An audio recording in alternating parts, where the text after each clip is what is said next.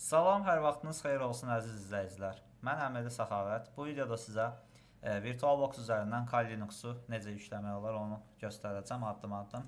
Birinci addımımız nədir? Hər hansısa bir browser üzərində yazırıq ki, VirtualBox Kali Linux installation və bizə əslində bir qədər aşağıda hansı addımlardan keçməli olduğumuzu göstərir. Birinci növbədə nə etmək lazımdır? Təbii ki, VirtualBox-u yükləməliyik kompüterə. Yazıram VirtualBox download. Qarşımıza ilk çıxan saytdan bunu yükləyə bilərik. Gəldim ilk çıxan sayta və yəqin ki, hamı Windows istifadə edir. Hamı deməyək. Windows host faylını yükləmək lazımdır. Elə bunun üzərinə klikləsək, installation process başlayacaq. Yüklənəcək yəni daha doğrusu. Və ikinci növbədə isə Kali Linuxu yükləməliyik. Yazıram Kali Linux download və yenə qarşımıza çıxan ilk sayta daxil oluruq. Burada isə virtual maşınlar üçün olan versiyanı yükləyəcəyik. Bu seçimə kliklədikdən sonra fikir verin, burada VirtualBox faylı var. 3.4 GB həcmi var. Bu faylı yükləmək lazımdır. Bu iki faylı yükləyəndən sonra gəlirəm VirtualBox-un yüklədiyimiz VirtualBox-un faylını açıram. Yəni VirtualBox-un qurulumuna keçəcək artıq.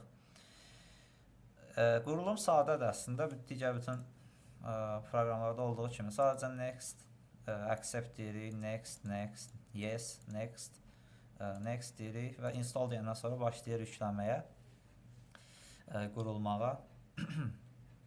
Qurulma prosesi bitəndən sonra isə deməli yüklədiyimiz Kali Linux arxiv faylını açacaq. Deyirəm open with WinRAR. Arxiv faylın WinRAR-ını açdım. Daha sonra burada gördüyümüz bu folderi mouse-la tutub atıram arxiv faylından çölə. Yəni arxivdən çıxarıram da belə deyək. Downloads-un içinə atıram. Bura atdıqdan sonra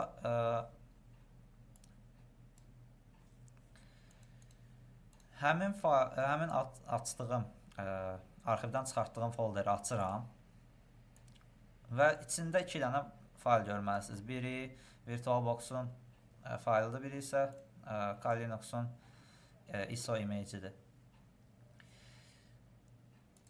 VirtualBox-un qurulumu bitəndən sonra isə finish-ə vuranda elə proqramın özü açılacaq qarşımızda. Növbəti addımımız nədir? Manual olaraq buradan new deyib burada yeni virtual maşın yarada bilərik. Bu bir qədər vaxt alacaq prosesdir. Ondan əlavə nə etmək olar? Həmin açdığımız bu iki fayl var. Mavi şəkli olanı, yəni VirtualBox üçün olanı açmaq lazımdır. Deyirəm open. Fikir versəz, mənə elə VirtualBox-un özü Kali Linux'u hazır şəkildə verəcək, yəni quracaq artıq. Və start deyəndən sonra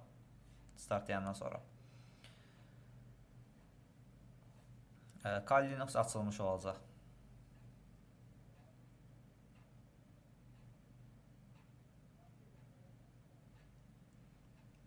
Yəni proses bu qədər sadədir. Ekranı əgər tam ekran eləmək istəsəz, right control və F klavişlərinə basa bilərsiniz.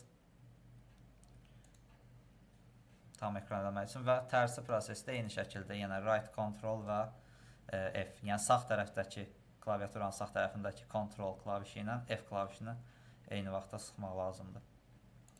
Və qarşımızda bizdən username və şifrə istəyir. Bunlar default olaraq Kali yazaraq keçid edə bilərik. Yəni default şifrə budur. Sonradan Kalinin üzərindən dəyişə bilərsiniz öz şifrənizi və istifadəçi adınızı. Amma yəni ilkin versiyada Kali yazaraq daxil oluruq. Və artıq Kali Linux hazırdır və istifadə edə bilərik.